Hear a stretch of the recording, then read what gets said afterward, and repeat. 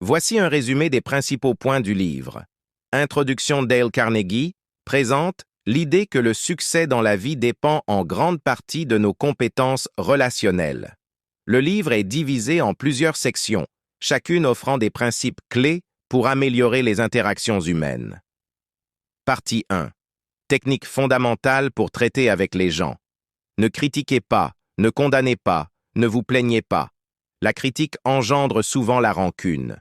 Essayez de comprendre les autres et de les encourager au lieu de les critiquer.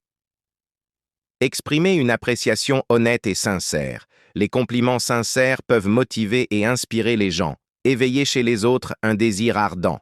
Montrez aux autres ce qu'ils peuvent gagner en réalisant ce que vous proposez. Partie 2. 6 façons de gagner la sympathie des autres. Intéressez-vous sincèrement aux autres. Les gens aiment parler d'eux-mêmes. Montrez un intérêt réel pour leurs vies et leurs opinions. Souriez. Un sourire authentique peut ouvrir bien des portes et créer une atmosphère positive. Souvenez-vous que le nom d'une personne est pour elle le son le plus doux et le plus important dans toutes les langues. Utiliser le nom d'une personne dans une conversation montre que vous la considérez comme importante. Soyez un bon auditeur, encouragez les autres à parler d'eux-mêmes, écoutez attentivement et posez des questions pour montrer que vous êtes engagé dans la conversation. Parlez en termes d'intérêt de votre interlocuteur. Reliez vos propos aux intérêts et aux préoccupations de l'autre personne.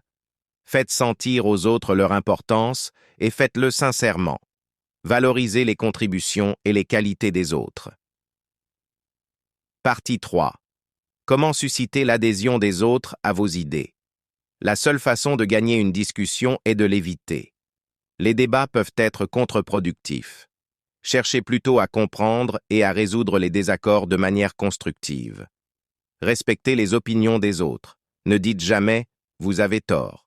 Évitez de confronter directement les opinions des autres. Adoptez une approche respectueuse. Si vous avez tort, admettez-le promptement et avec emphase. Admettre ses erreurs montre de l'humilité et gagne le respect des autres. Commencez de manière amicale.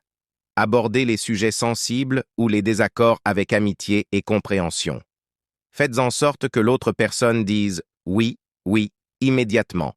Posez des questions auxquelles l'autre personne répondra positivement pour créer un environnement d'accord. Laissez votre interlocuteur parler largement. Donnez à l'autre personne l'occasion de s'exprimer pleinement avant de donner votre opinion. Laissez l'autre personne croire que l'idée vient d'elle. Guidez subtilement l'autre personne vers vos idées en lui permettant de les découvrir par elle-même. Efforcez-vous sincèrement de voir les choses du point de vue de l'autre. Essayez de comprendre les perspectives et les motivations de l'autre personne.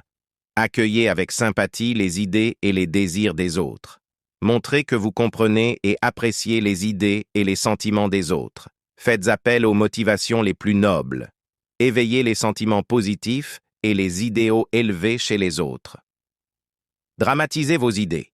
Présentez vos idées de manière vivante et mémorable. Lancez un défi. Motivez les autres en leur proposant des défis ou des objectifs inspirants.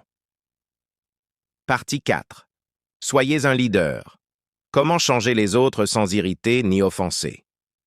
Commencez par des éloges sincères et une appréciation honnête. Les compliments initiaux créent une atmosphère positive. Attirez l'attention sur les erreurs des autres de manière indirecte. Utilisez des suggestions subtiles pour aborder les erreurs. Parlez de vos propres erreurs avant de critiquer celles des autres. Montrer votre propre vulnérabilité rend les critiques plus acceptables. Posez des questions au lieu de donner des ordres directs. Formulez vos suggestions sous forme de questions. Faites en sorte que la personne sauve la face. Évitez d'embarrasser ou de critiquer publiquement quelqu'un. Faites en sorte que les erreurs paraissent faciles à corriger. Encouragez les autres en leur montrant que leurs erreurs peuvent être corrigées sans difficulté. Faites en sorte que les autres soient heureux de faire ce que vous suggérez. Motivez les autres en les encourageant et en valorisant leurs contributions. Conclusion. Comment se faire des amis est un guide pratique pour améliorer les compétences en communication et en relations humaines. En suivant ces principes, vous pouvez devenir plus influent, améliorer vos relations personnelles et professionnelles et gagner la sympathie et le respect des autres.